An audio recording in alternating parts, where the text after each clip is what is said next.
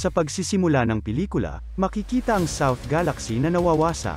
Naramdaman ito ni King Kai, at sa kanyang pakiramdam ay ang kanyang galaxy na ang susunod. Habang nasa isang picnic ang mga Z-Fighters, dumating ang isang napakalaking spaceship. Lumabas ang isang grupo ng mga sundalo at si Paragus, isa sa iilang nakaligtas na mga Saiyan. Inilahad niya na siya ay gumawa ng isang bagong planet Vegeta at nais niya itong pamunuan ni Vegeta. Noong una ay tumanggi si Vegeta, ngunit sinabi ni Paragus na si Vegeta lamang ang makakatalo sa Legendary Super Saiyan, kasunod ng pagtawag sa kanya ng King Vegeta. Sina Gohan, Krillin, Oolong, ang lasing na si Master Roshi, at Future Trunks ay umalis kasama si Vegeta. Si Goku ay naghihintay kasama si Chi-Chi para sa isang interview sa paaralan upang subukang maipasok si Gohan sa cram school. Habang nasa interview, si Goku ay tinawag ni King Kai at pagkatapos ay nag-teleport sa planeta nito. Pagdating ni Goku, ipinaalam sa kanya ni King Kai ang tungkol sa Super Saiyan na nagwasak sa South Galaxy. Sinubukan ni Goku na pakiramdaman ang ki ng Saiyan, at naramdaman niya ang isang mahinang ki. Pagkatapos ay gumamit siya ng instant transmission para makarating sa pinanggalingan ng enerhiya, kung saan nabigla siya sa pagkasira ng lugar, pati na rin sa napakalaking enerhiya na iniwan ng Super Saiyan. Di nagtagal, dumating ang mga Z-Fighters sa bagong planet Vegeta. Ipinakilala ni Paragus kay Vegeta ang kanyang anak na si Broly. Isang ulat ang kanilang natanggap na ang Legendary Super Saiyan ay umaatake sa ibang planeta. Isinama ni Vegeta si Broly upang mag-imbestiga. Lumabas sina Gohan, Trunks, at Krillin upang imbestigahan ang bagong planet Vegeta. Nakita nila ang isang slave colony na nagmimina sa planeta upang magpadala ng enerhiya sa palasyo. Ang mga ito ay pinagmamalupitan ng mga sundalo ni Paragus. Nakialam si Gohan at ang iba pa, at natakot ang mga sundalo at tuluyang umalis. Habang nagpapakitang gilas si Krillin, hindi sinasadyang nasuntok niya si Goku sa mukha nang mag-teleport ito. Dumating si Paragus at tinawag si Goku na Kakarot. Sinabi niya na kilala niya ang ama ni Goku na si Bardock at inimbitahan sila sa palasyo upang maghapunan. Habang kumakain, naisip ni Goku na ang ki ni Paragus ay hindi tumutugma sa enerhiya na sinundan niya upang makarating sa planeta. Samantala, pinagmamasdan ni Paragus ang Comet Kamori na malapit nang tumama sa planeta. Di nagtagal, bumalik sina Vegeta at Broly mula sa pag-iimbestiga. Masayang binati ni Goku si Vegeta at kasunod nito, naramdaman niya ang masamang titig ni Broly sa kanya. Halos sumiklab ang isang away sa pagitan ni Goku at Broly, hanggang sa mapakalma ni Paragus si Broly sa pamamagitan ng mind control device sa kanyang ulo. Inihayag na noong bata pa si Broly ay isa itong bayulente at hindi kayang kontrolin ang kanyang emosyon. Nang sinubukan ni Paragus na pigilan si Broly, tinamaan ni Broly si Paragus sa mukha, at nabulag siya sa kanyang kaliwang mata na nag-iwan ng kapansin-pansing peklat.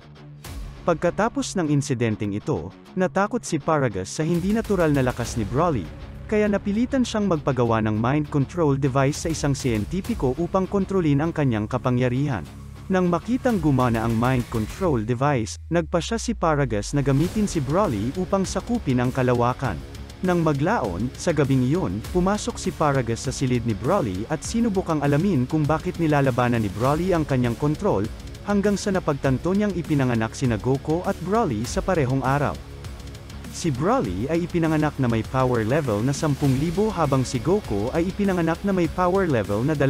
Sinasabing si Goku ay palaging umiiyak, dahilan upang hindi makatulog si Broly ng ilang araw. Mula noon, si Broly ay nagtanim ng sama ng loob kay Goku, at ang pagdating ni Goku ay malamang na dahilan kung bakit siya lumalaban sa kanyang kontrol. Matapos pagnilayan ni Paragus ang nakaraan, isang galit na Broly ang umatake kay Goku. Nagpatuloy ang kanilang paglalaban sa kagubatan at sa laban na ito, makikita si Broly sa kanyang Super Saiyan Type A na anyo. Sa gitna ng labanan, naramdaman ni Goku ang malakas na enerhiya ni Broly at napagtanto niya na ito ang enerhiya ng Legendary Super Saiyan na kanyang sinusundan. Dumating si Paragus upang kontrolin si Broly. Nahirapan siyang gawin ito ngunit sa kalaunan ay nagawa din niyang mapakalma si Broly. Pagkatapos ay umalis ang mag-ama upang bumalik sa palasyo. Kinabukasan, habang sina Vegeta at Broly ay papunta sa spaceship, Lumitaw si Goku at inilantad na si Broly ay ang legendary Super Saiyan. Dahil dito, nagpasya si Paragus na ibunyag ang katotohanan kung bakit niya dinala si Vegeta at ang iba pa sa planeta. Inilahad niya na isang kometa ang papalapit sa planeta at wawasakin ito kasama ang mga Saiyan. Sinabi rin niya na ang planet Earth ang kanyang talagang pakay. Naglakad si Broly patungo kay Goku habang isinisigaw ang pangalang Kakarot ng paulit-ulit. Nag-transform sa isang Super Saiyan si Vegeta at inatake si Broly ngunit wala itong epekto. Nag-power up si Broly at nakawala sa kontrol ni Paragus, at tuluyang nag-transform sa isang napakalaki at makapangyarihang legendary Super Saiyan. Tila ng lambot si Vegeta nang makita ang pinakamakapangyarihang Saiyan. Sinabi ni Broly na si Kakarot ang una niyang papaslangin. Habang nakikipaglaban sina Goku at Gohan kay Broly, inihayag ni Paragus kay Vegeta ang tungkol sa tangkang pagpatay sa kanya at kanyang anak sa mga kamay ng ama ni Vegeta. Nang malaman ni King Vegeta ang napakalaking battle power ng sanggol na si Broly, ipinagutos niya na patayin ito, sapagkat posible itong maging banta sa royal family ng mga Saiyan. Nang araw ding iyon, pinasabog ni Frieza ang planet Vegeta, ngunit dahil sa taglay na kapangyarihan ng sanggol na si Broly, nagawa nilang makaligtas at mamuhay sa ibang planeta.